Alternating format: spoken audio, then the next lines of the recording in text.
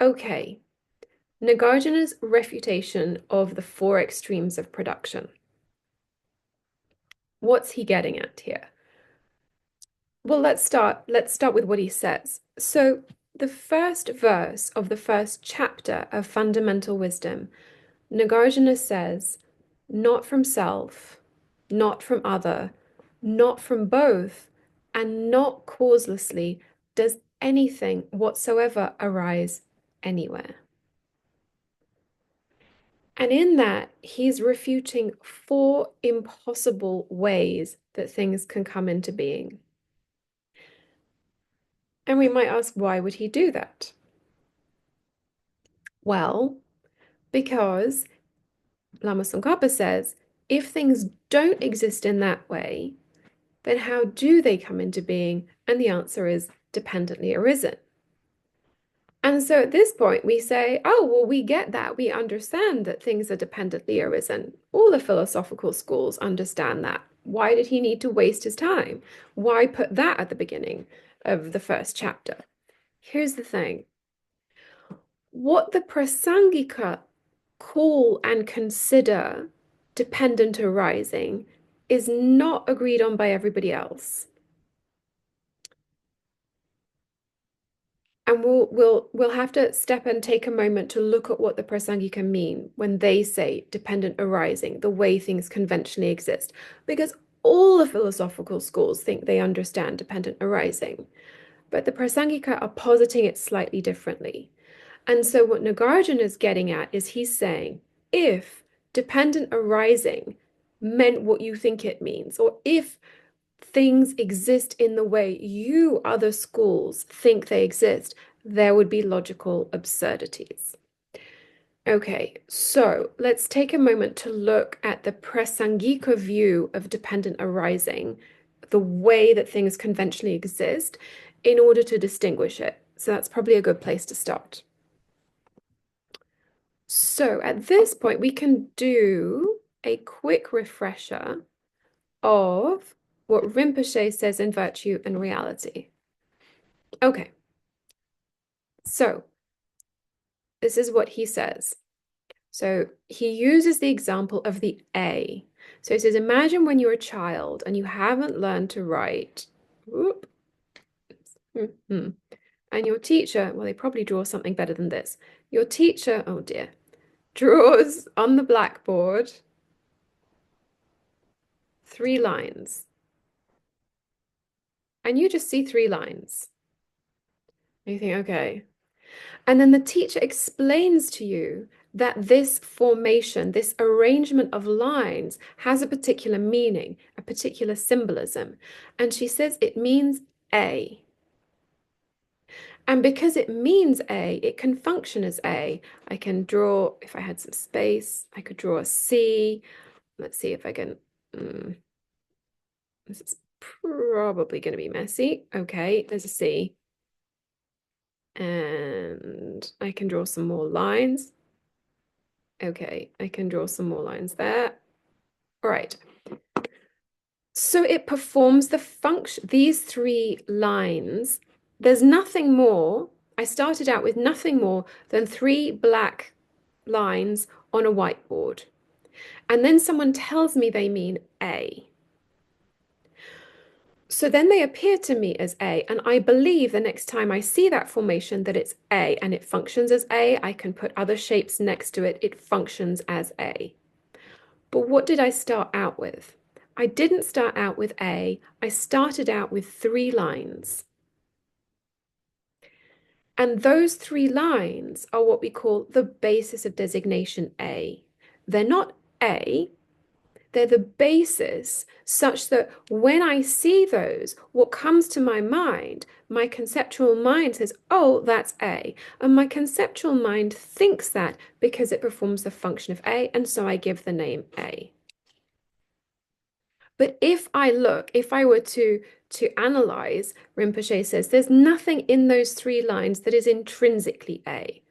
So the basis of designation A and the A itself are not the same. They're different. Okay, let's take another example. So this is important because the Prasangika say that the meaning of dependent origination is merely designated by name and conceptuality on a valid base.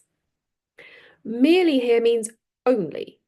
So only designated by name and conceptuality on a valid base. So it has to be on a valid base. You can't just name anything. So what decides that those three lines are a valid base is my evaluating conceptual mind. So it sees the formation, it sees the pattern, it does its work, it does its job of evaluating. And in dependence upon the three lines and my evaluating mind saying, hey, I recognize that performs the function of A, it's suitable to be called A. In dependence upon the valid basis and all that work, we give the name A. But A and the basis are not identical. And in fact, the Prasangika say, when you search in the basis for this thing that's imputed by name and conceptuality, you won't find it necessarily, because if it's imputed in dependence upon, it cannot be one with it. And they say this for lots of phenomena. So let's take another example. Where is share screen? Oh dear, I can't find it. Can I not share screen? Oh well, never mind. There's always an adventure with this. Ah yes, very good. No, it's not sharing. That happens above. Why can't I share screen? Okay, never mind. So let's take another example. So, Institute of Lama Tsongkhapa. Some people won't know what that is. So it's a center of Buddhist study. If you just walk past it and you don't know the name, you'll see a building, you might think it's a castle. But those of us who know the name will instantly, without hesitating, say, oh, that's the Institute of Lama Tsongkhapa. We don't hesitate. We don't think. We don't say, that's the basis of designation of the Institute of Lama Tsongkhapa. We just think it is that necessarily.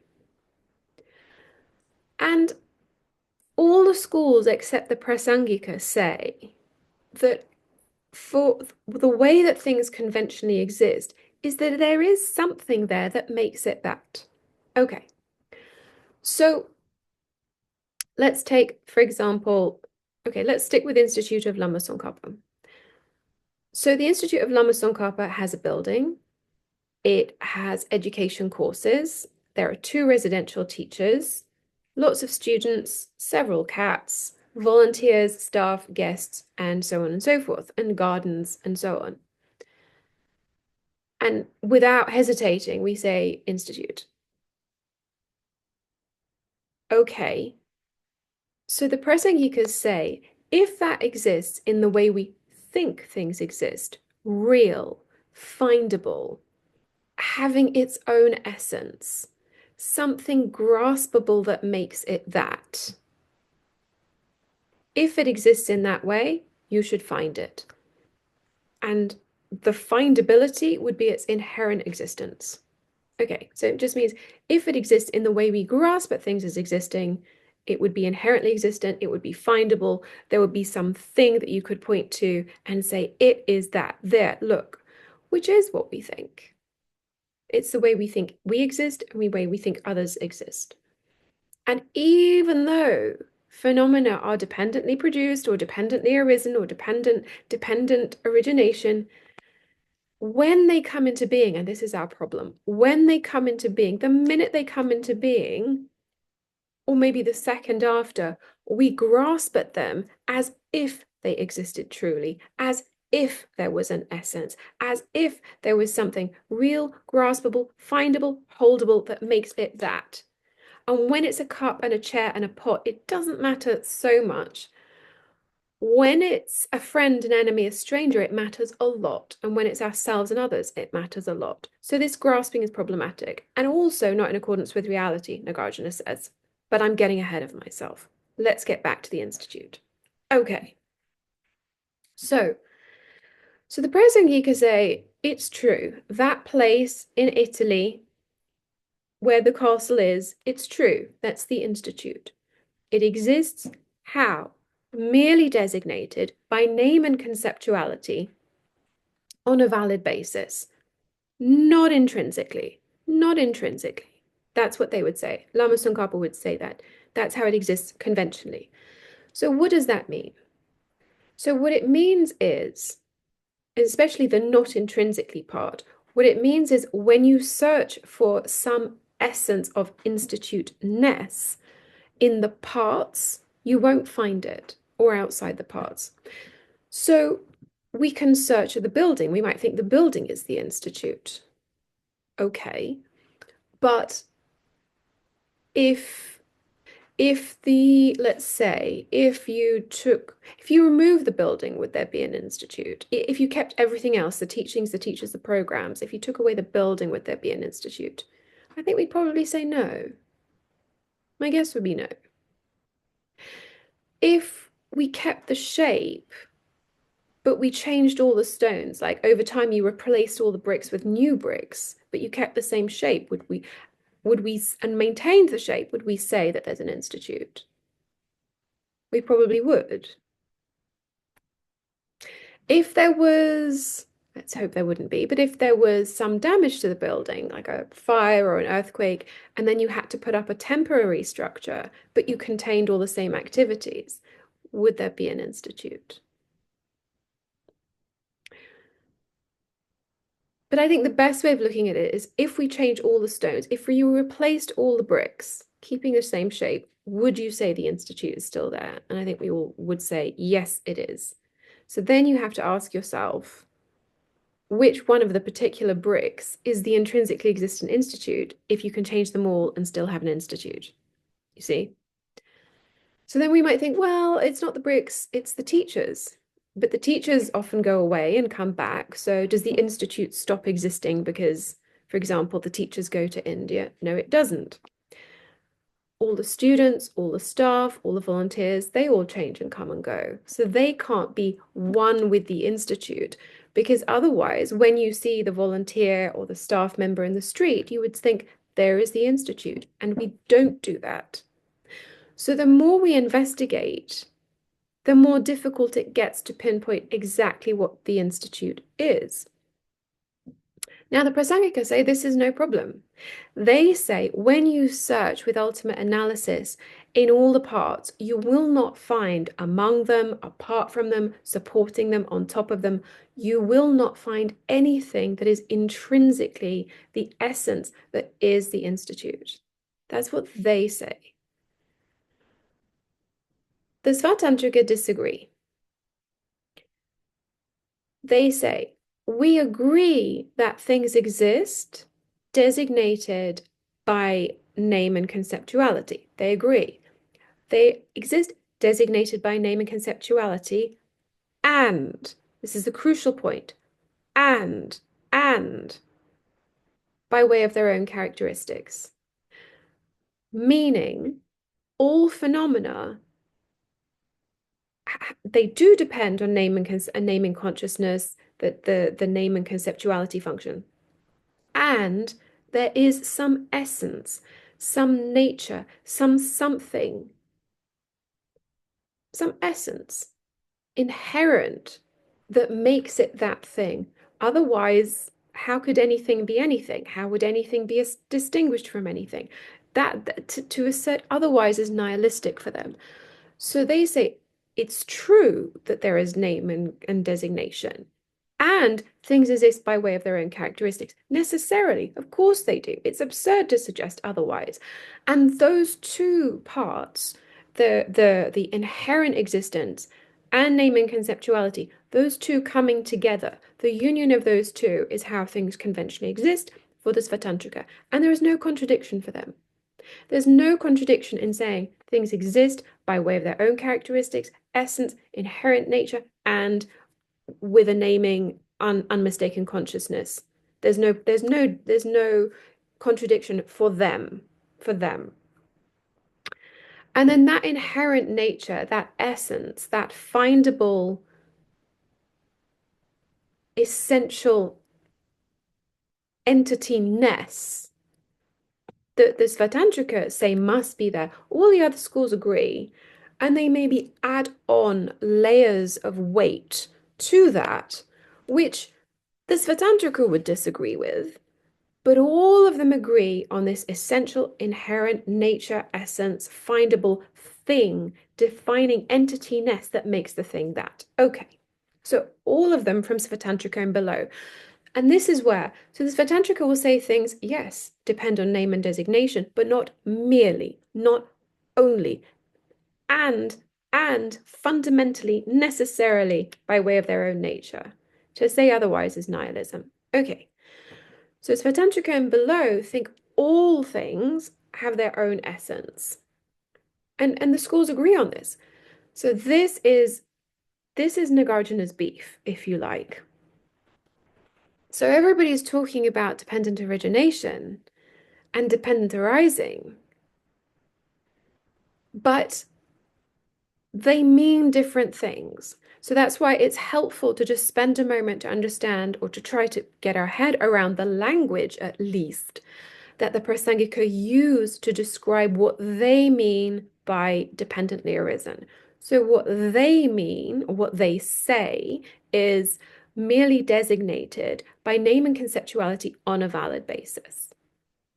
And from the other schools, they say that's a step too far. All of the rest of them will say that there's some inherent nature, essence, and so on. And so this is where, even though dependent arising is the king of reasonings, the Prasangika say, well, phenomena lack inherent existence because of being dependently arisen. And the other schools say phenomena are inherently existent because they're dependently arisen. So now you're stuck, you know. So you've got this great king of reasoning is dependent arising. Well, everybody's using it and reaching different conclusions. This is the problem.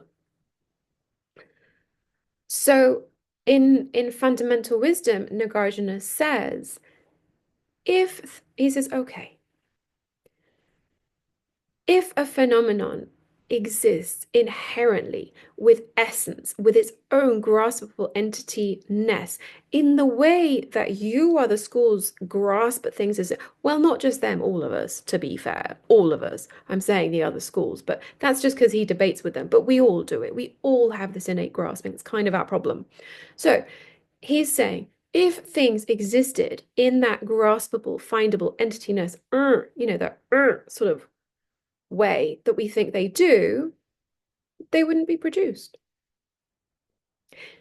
If something were inherently existent by way of its own essence, from its own side, own characteristics, it wouldn't be produced. It's pointless to talk about production. To exist in that way and being produced, they're opposites, he says. And if something existed in that way, it would never be non-existent. It would never change because it's got its own essence. And if something came into being as intrinsically existent, there are only four ways it can be. If it was produced, so it's a produced phenomena. Okay, I should say that. So if something were produced as an inherently existent phenomenon in the way we all grasp at, he says there are only four ways that it can be inherently produced. So this is the thing with the four extremes of inherent production. And that's why, and so he's refuting those. So he says, your options are, he says, if you want to hold on to this idea that you've got dependent arising and then an inherently existent result from its own side, he says, if you assert that, in addition to the aforementioned absurd consequences, it can only be produced in four ways. Inherently produced from itself, produced from an inherently existent other, a combination of those, both, or causelessly. He says those are your four possibilities. And then he refutes them. And in his text, he refutes them using different examples in different ways. And because he refutes those four, That's why he says, not from self, not from other, not from both, not causelessly, does anything whatsoever arise anywhere. Okay, so let's take a moment and not from self. So he says phenomena are not inherently produced from themselves because if something is inherently one with itself, then it's not different. So forget about producing other phenomena. So if it's inherently one with itself, it's not different. So he refutes that. There's a footnote I could give about Chandrakirti here, but I'll come to the end because it's a bit complicated. So he just sweeps that out of the way. Inherent production from self, not possible, because if it's inherently substantially one with itself, then it can't be different. So let's sweep that out of the way. Okay. Then, okay. Then inherent other. Okay. I've got my two objects. They may look like dental floss and hand wash, but let's pretend that they are okay. Well, yeah, that'll work. Okay, dental floss and hand wash. Maybe I should have picked something else. Okay, so let's say we say these objects have their own essence, their own intrinsic entity-ness that makes them that. They're not just merely designated by name and conceptuality on a basis. Of course not. How ridiculous. They have their own essence that makes them that, without which, how could I distinguish hand wash from dental floss? Absurd prasangikas. That's what we think. Okay. So we say these exist by way of their own essence. They have their own nature, their own entityness, then their own graspable, findable, inherent existence that if I search, I will find that makes them that. And Nagarjuna says, if things existed in that way, with that level of solidity, how would they produce anything else? And he says, if two phenomena exist in, let's say I've got inherent, let's say I want to, I don't know what I would produce from this. Do I have anything else? Oh, let's see what else I've got. I might want to mix together. Okay, let's try this. Let's say I've got my inherently existent soap and my inherently existent hand wash. Okay, I'm not a chemist, or a beautician. So let's imagine that these exist inherently by way of their own essence, intrinsically from their own side. If they existed in that way, Nagarjuna says, they would not be subject to change. So the idea that you could put them together and produce something else is impossible. And if mm, and if something were, an inherently existent result, it couldn't have been produced. And we would have to think the essence of the result, whatever that would be, does that exist at the time of the cause? Well, the cause is just two inherently existent objects. So if the essential inherent existent result doesn't exist at the time of the cause, how does it exist at the time of the result? And when does it come into being? And if it isn't there in the conditions, how can it miraculously be there intrinsically by way of its own essence at the time of the result? It doesn't make any sense. If there's an inherently existent result, whatever it would be, inherently existent, findable, graspable in that way that we grasp at things of existing, then it has to be there at the time of the cause. Well, if the causes are inherently existent, that makes no sense. And another thing he says is, if we think that something inherent can arise from something that's inherently other, then anything could arise from anything at all. You could have, I don't know, trying to think of an example. You could have stones. You could have cake coming from stones. You could have gold coming from clouds. Because if things exist by way of their own nature and yet generate results that are also intrinsically other, then there's no relationship between them. So anything could produce anything.